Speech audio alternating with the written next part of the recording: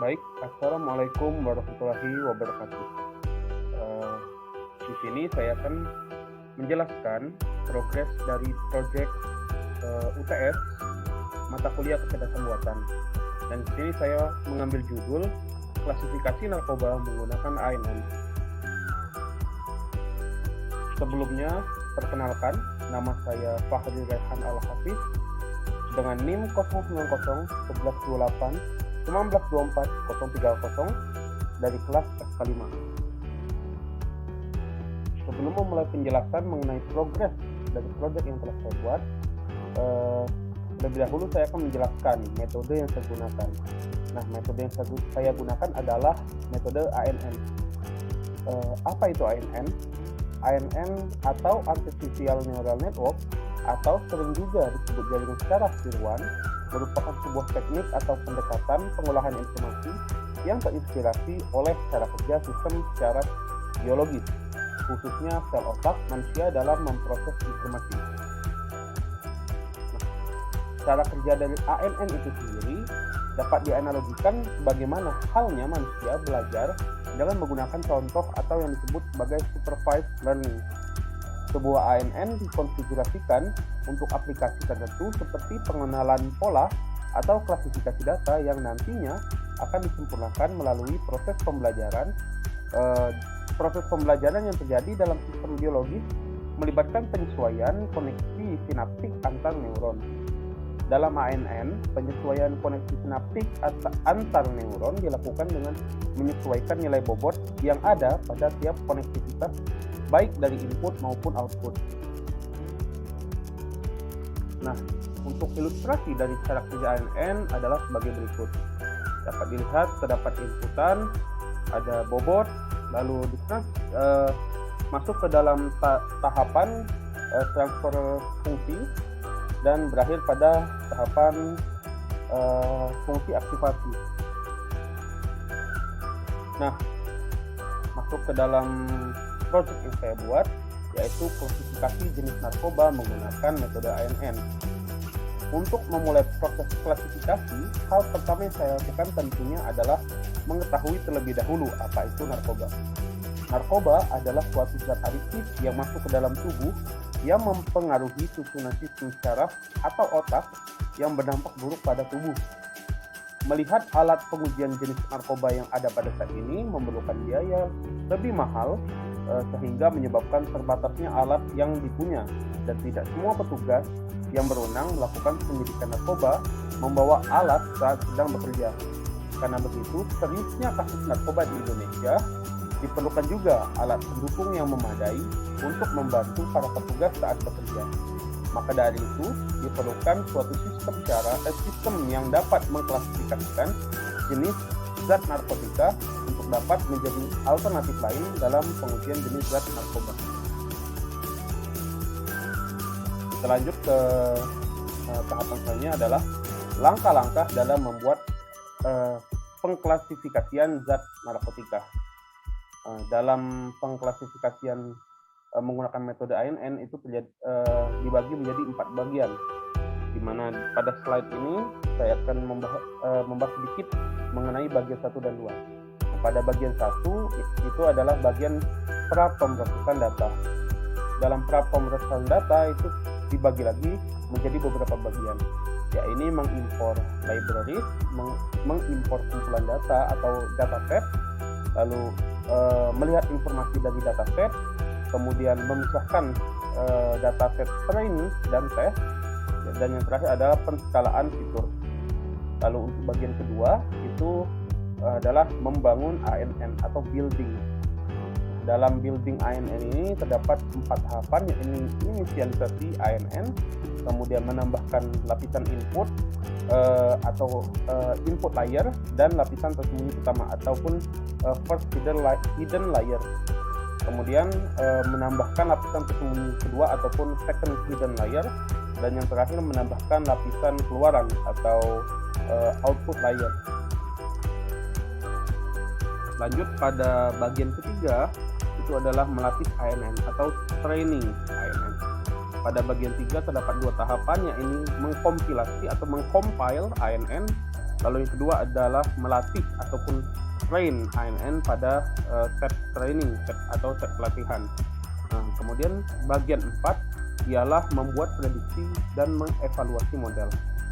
Dalam bagian 4 terdapat 2 tahapan, yaitu tahapan memprediksi hasil set test dan tahapan membuat matriks kebingungan ataupun confused matrix. Selanjutnya saya akan memulai dari progress project yang telah saya buat. Untuk proyek kali ini saya sudah membuat langkah pertama dari ANN, yakni prapemrosesan data. Hal pertama adalah dengan memasukkan library yang diperlukan seperti pada gambar di bawah.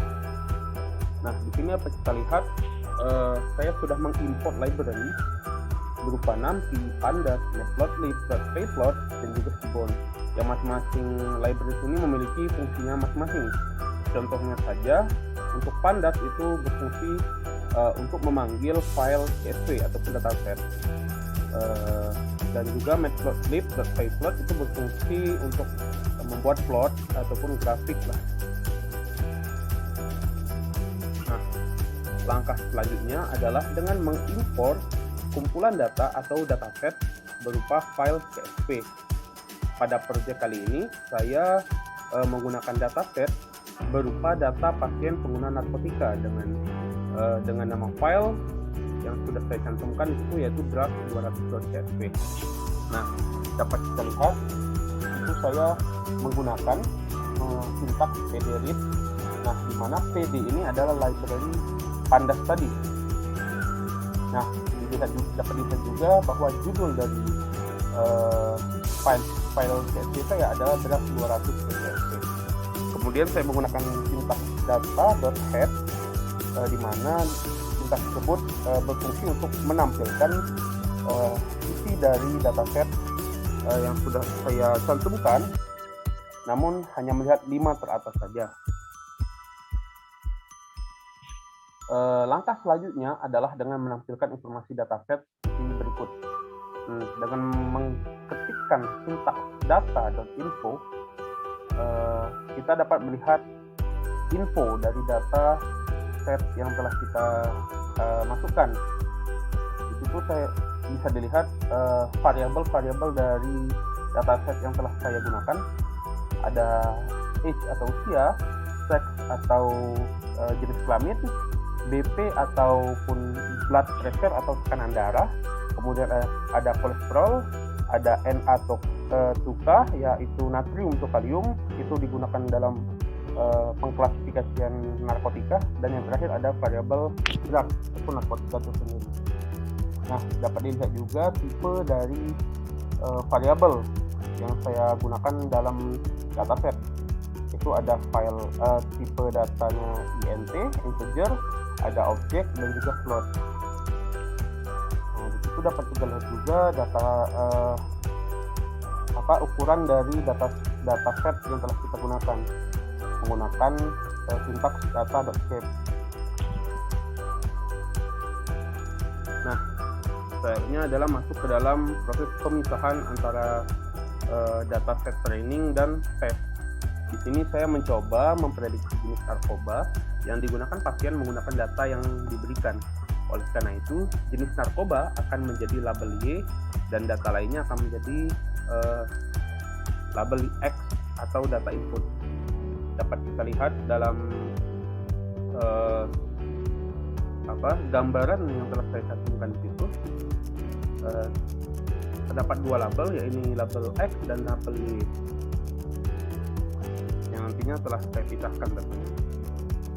Nah, untuk langkah terakhir pada bagian pertama adalah mengukur fitur menggunakan skala, menggunakan sintaks seperti pada gambar. Nah, itu terdapat sintaks skala standar color.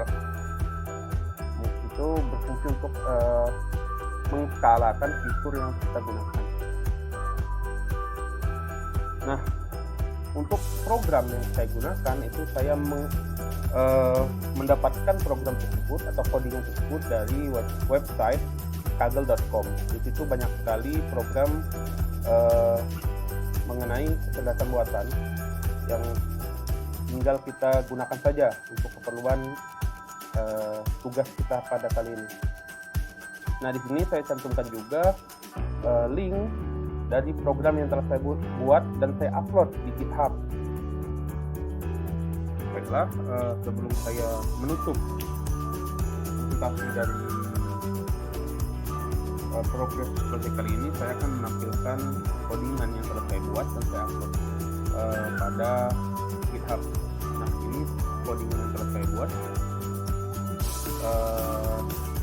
Tentunya menggunakan Anaconda dan juga bahasa pemrograman Python. Dapat dilihat di sini saya sudah mengimport library Nanti, Panda, Matplotlib, dan juga Seaborn. Kemudian saya memulai mengklasifikasi data, mengimport dataset, dan mencari informasi mengenai dataset. Nah, ini dapat kita lihat grafik plot dari jenis variabel jenis kelamin, tipe narkoba, kemudian ada kolesterol, tekanan darah, ataupun BP, blood pressure, dan ada usia menggunakan library Seaborn. Begitu banyak sekali grafik yang telah dibuat dan juga beberapa plot. Nah, lalu saya sini sudah masuk pada pembagian training dan testing dataset. Dan terakhir adalah mengukur fitur menggunakan skala. Sekian dari saya, terima kasih. Wabillahi taufiq wal hidayah. Wassalamualaikum warahmatullahi wabarakatuh.